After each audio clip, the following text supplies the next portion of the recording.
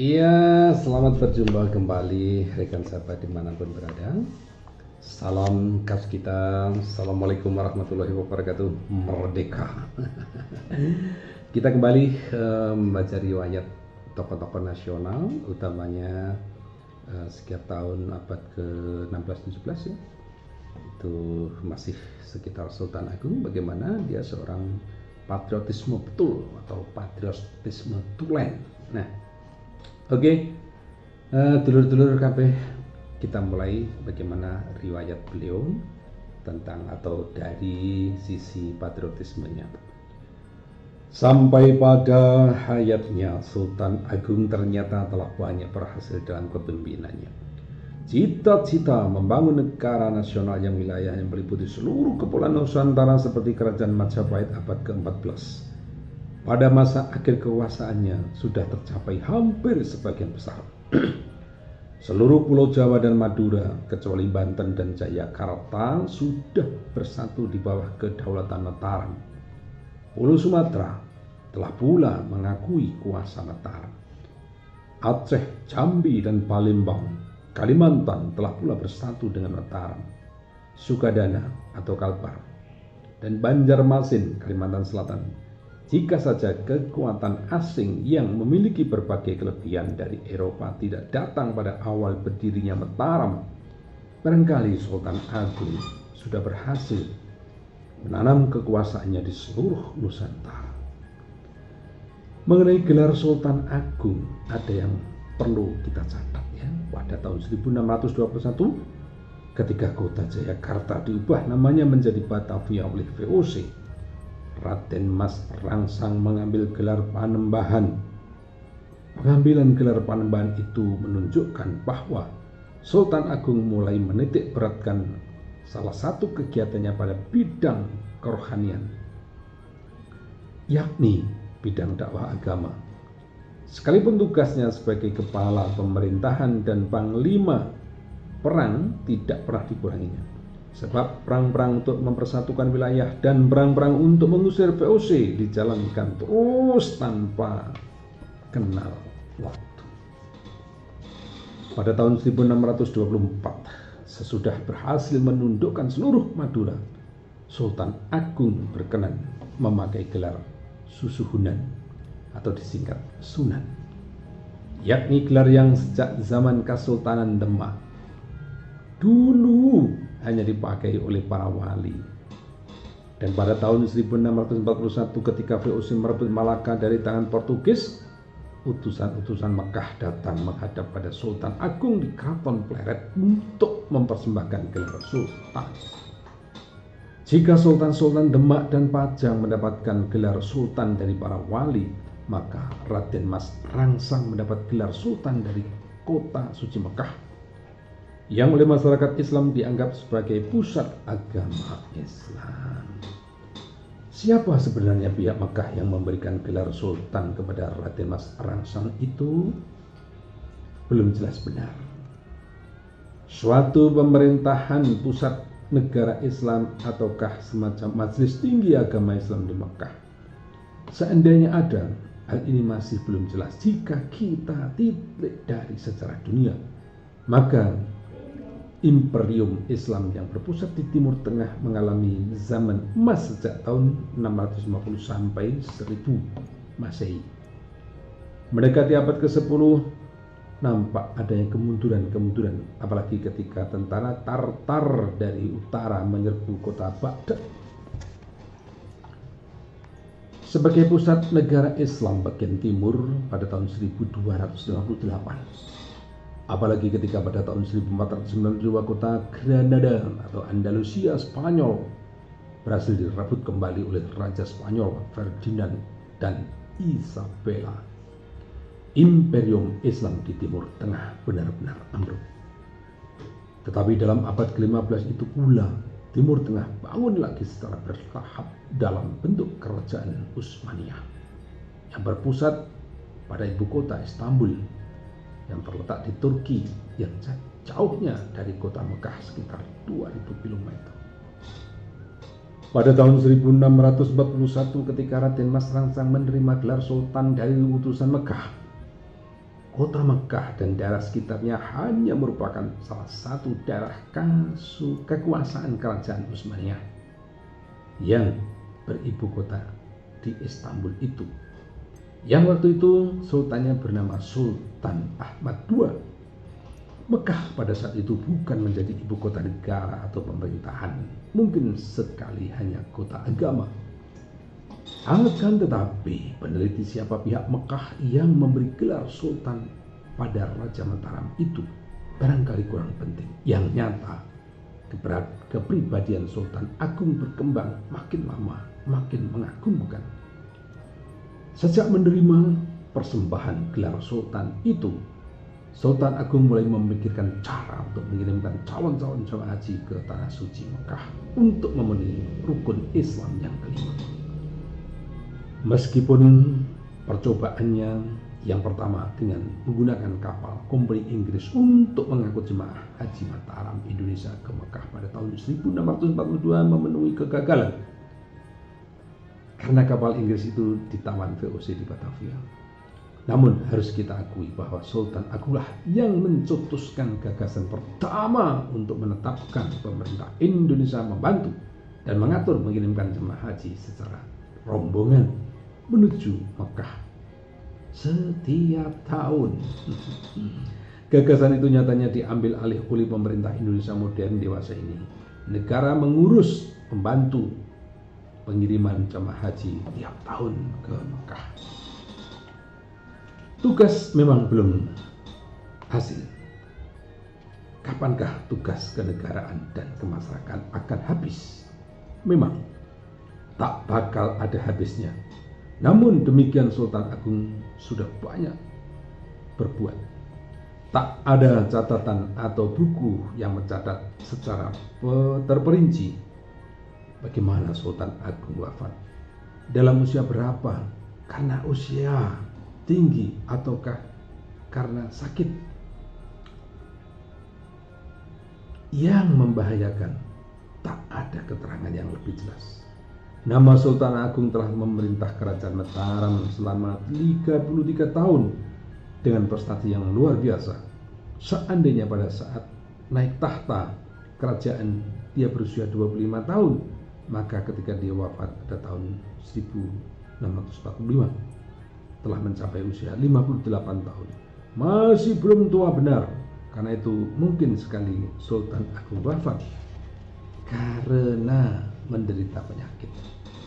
Penyakitnya orang-orang besar yang memikul beban berat negara dalam zaman pancaroba, penuh cobaan dan rintangan dan serta tantangan. Ini kepatriotisnya Sultan Agung. Kemudian ada segi-segi spiritual yang lain. Kan dia sudah masuk sultan, ya.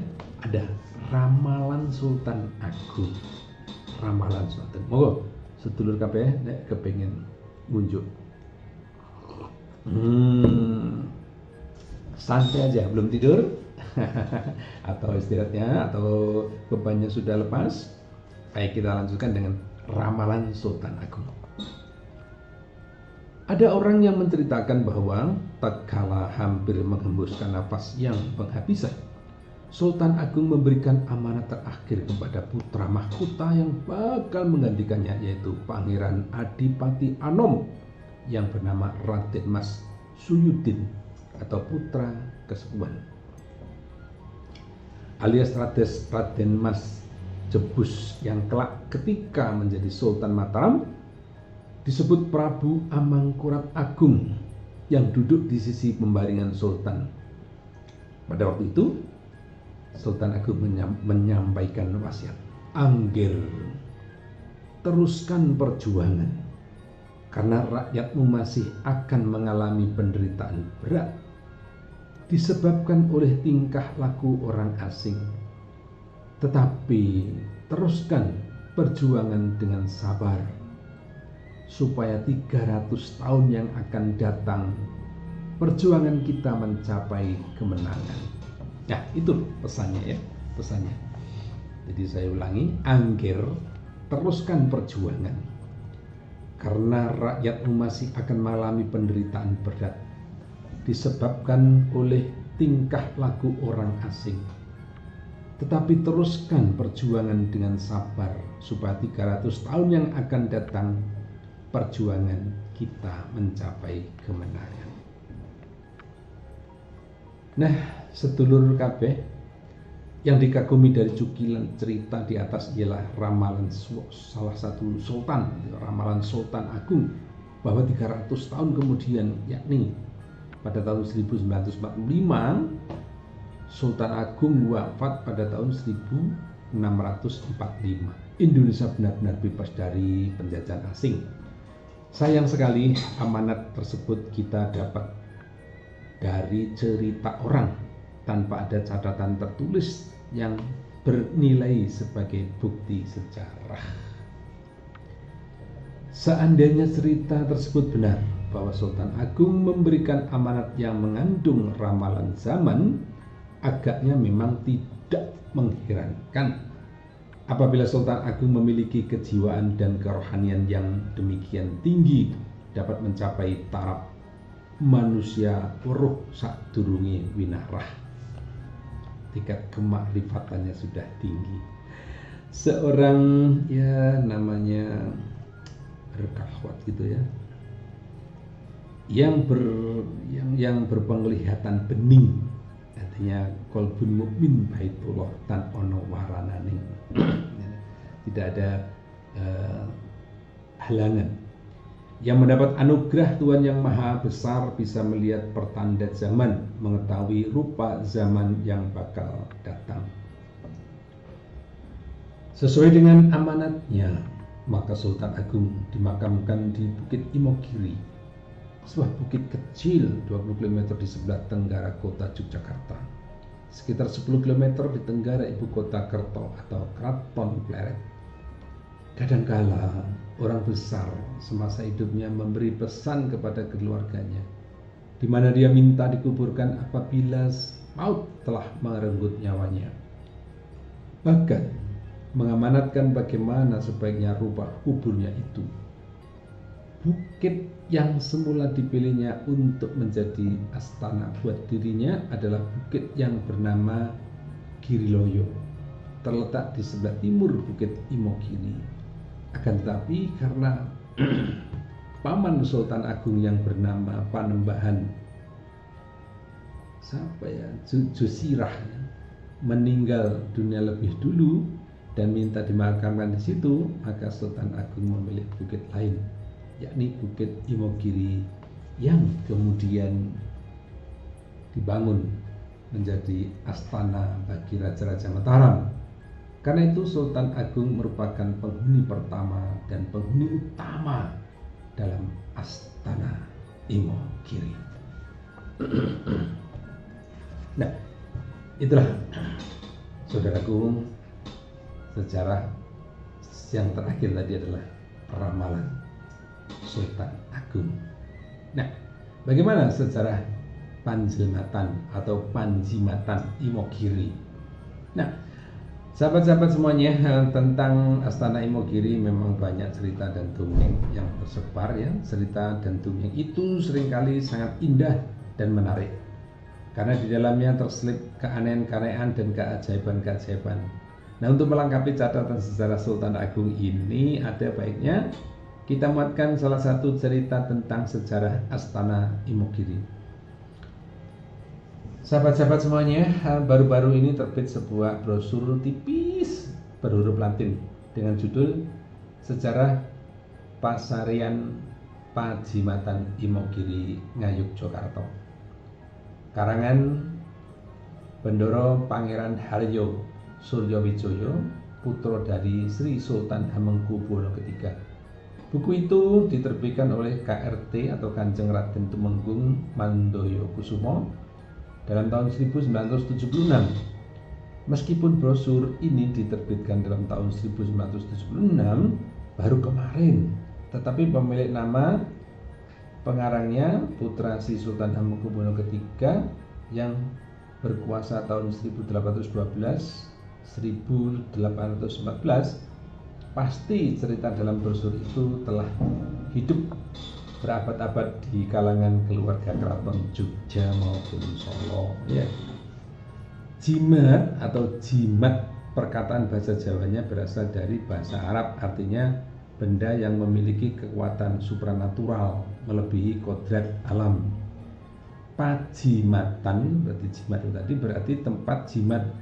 Maksudnya makam dalam rangkaian judul di atas. Kata pajimatan tentu berarti tempat benda yang sangat dihormati. Jadi tempat jenazah orang besar, raja, nenek moyang dan sebagainya. Nah, kemudian menurut kepercayaan di dunia timur pada umumnya, bukan hanya kepercayaan di Pulau Jawa tetapi juga di negeri Tiongkok atau Jepang dan lain-lainnya. Di sana orang sangat menghormati makam orang besar, raja, pemimpin dan nenek moyangnya. Apakah benar bahwa Astana Giri bangun atau Astana Imogiri? Maaf. Apakah benar bahwa Astana Imogiri mempunyai hubungannya dengan tanah suci Mekah seperti yang ditulis dalam brosur tipis karangan BPH Suryo Wijoyo itu? Mari kita coba mengikuti sebentar cerita pendeknya ya. Isi ringkas brosur tersebut demikian. Sultan Agung memerintahkan Mataram dari tahun 1613 sampai dengan 1645. Beliau mempunyai kebiasaan bersolat Jumat di kota Mekah, negeri Arab. Penguasa Mekah pada zaman itu bernama Imam Supingi. Pada suatu hari Jumat sesudah sembahyang bersama selesai, Sultan Agung menyatakan keinginannya kepada Imam Supingi untuk mendirikan astana atau makam agung di kota Mekah. Di sebelah barat makam Kanjeng Nabi Muhammad SAW ya, selaku penguasa Mekah. Imam Supingi menolak permintaan itu dengan alasan aneh. Itu tak baik.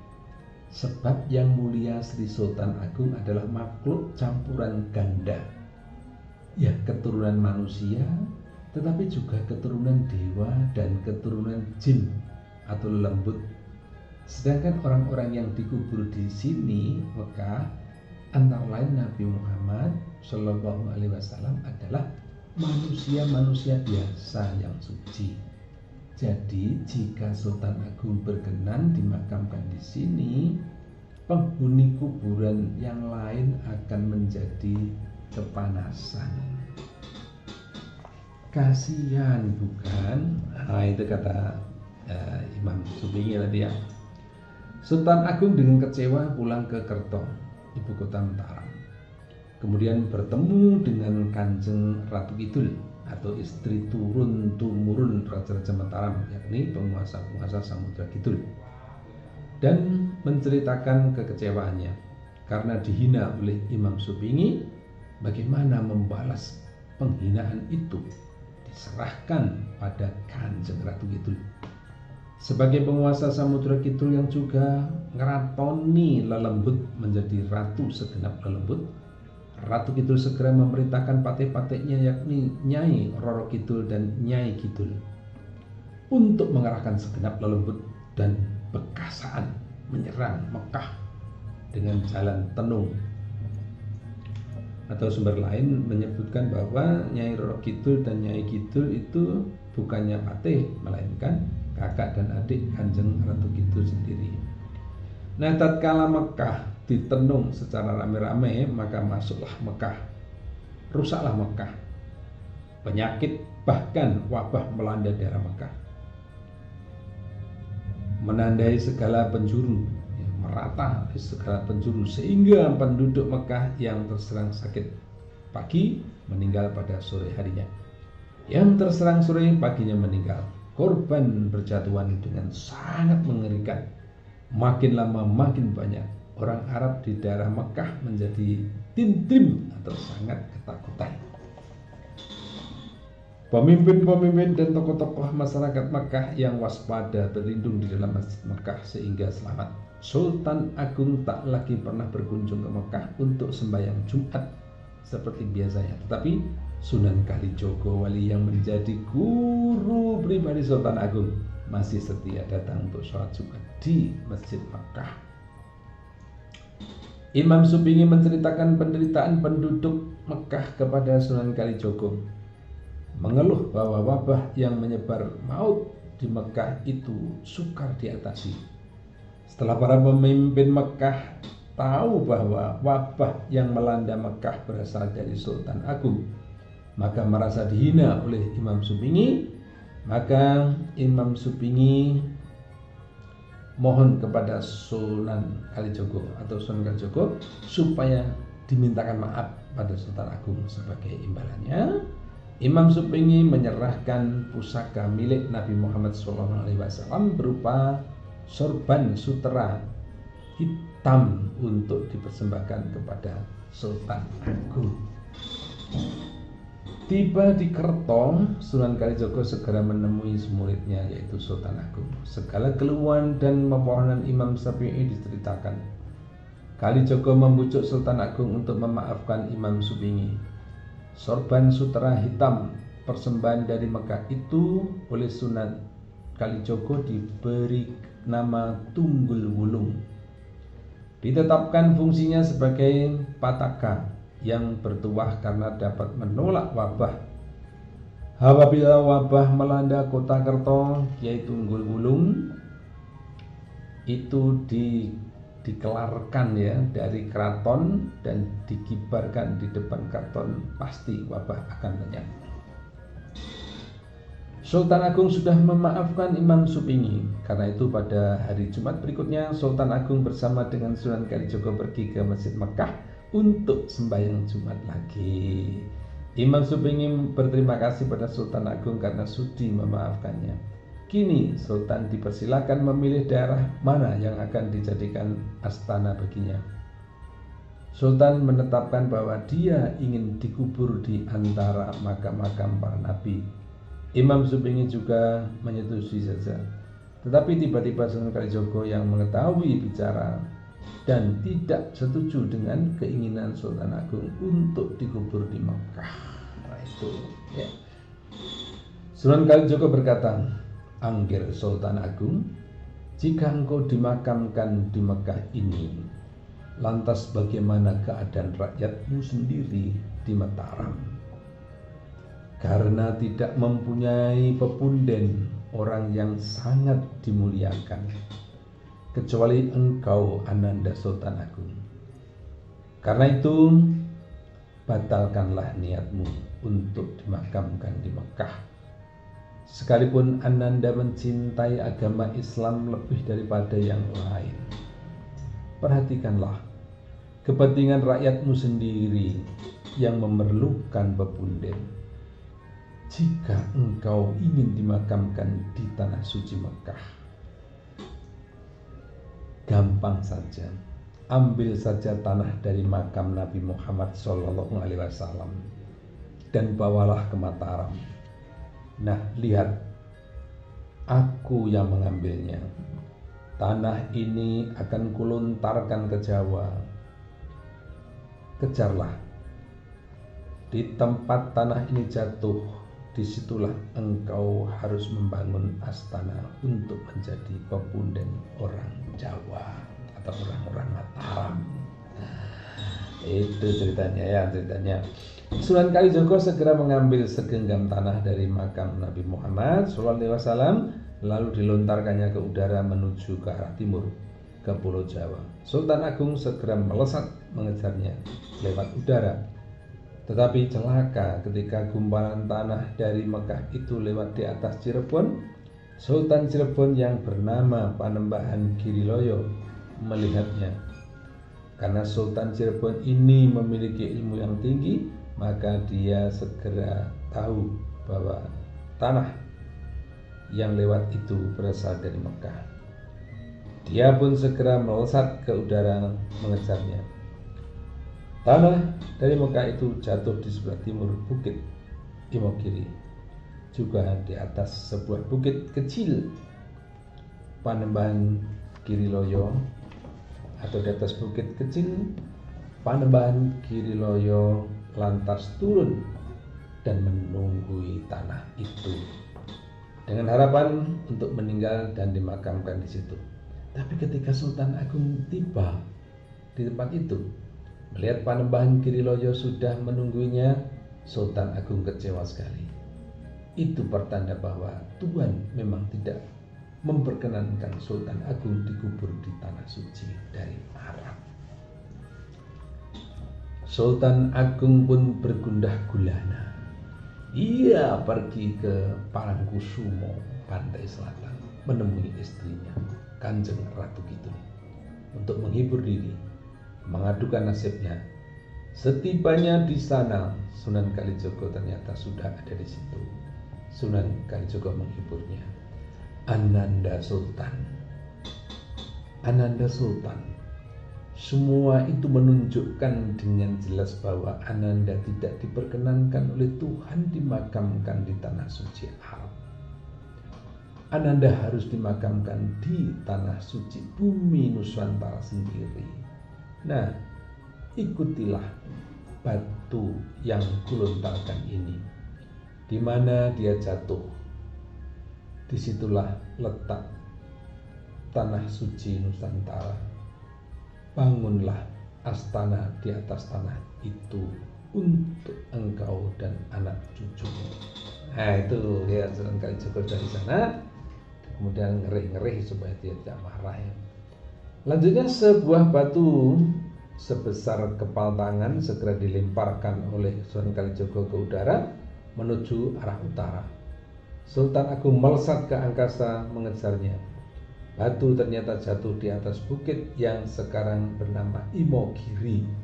Disitulah Sultan Agung kemudian membangun astana yang diidam-idamkannya. Belakangan Imam Supingi dan para pembesar Mekah mengirimkan delegasi ke Mataram untuk mempersembahkan kain langse atau semacam kain penutup makam.